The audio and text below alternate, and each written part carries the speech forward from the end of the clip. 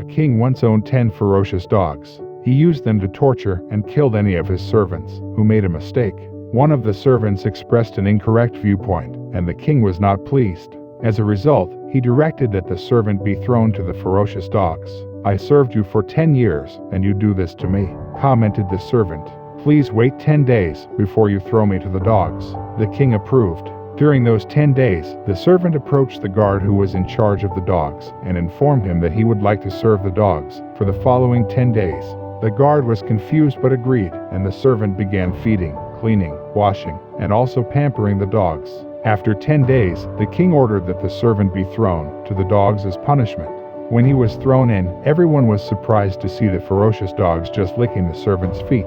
"What happened to my dogs?" questioned the king, shocked by what he was seeing. "I served the dogs for only 10 days, and they didn't forget my service," the servant said. "Yet I served you for 20 years, and you forgot everything at my first mistake." The king realized his mistake and ordered that the servant be released. Moral of the story: this is a message to those of us who forget the pleasant things people do for us as soon as they make a mistake towards us. Construction takes years of hard effort, whereas devastation can happen in minutes or even seconds. We are all motivated to do good, whether for ourselves, our loved ones, or society as a whole. One poor moment or mistake might be remembered for years. You will be reminded of unwanted awful moment repeatedly if you try to forget it. You will be constantly judged for it, which will eventually leave an imprint mark for criticism on you as a person.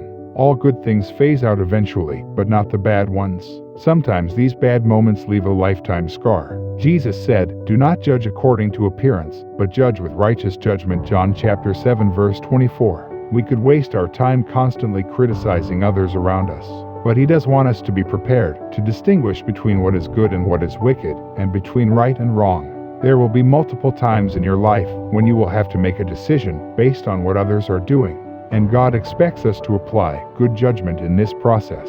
When it was time for the prophet Samuel to anoint the next king of Israel, he expected God to choose the most impressive-looking candidate. But God had to remind Samuel, "Do not look at his appearance or at his physical stature, because I have refused him. For the Lord does not see as man sees, for man looks at the outward appearance, but the Lord looks at the heart." 1 Samuel chapter 16 verse 7. Judging righteously requires us to see past the surface and down into the heart of a matter. That is extremely difficult, but it's possible for us. We can see in the Bible Judas betrayed Christ and committed suicide. The disciples needed to fill his position. There were two good candidates, but rather than argue over favorites, they prayed for guidance. "You, O Lord, who know the hearts of all, show which of these two you have chosen." Acts chapter 1 verse 24. God answered that prayer, and He'll answer our prayers too.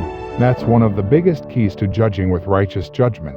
May God continue to bless all the hearer and doers of His word.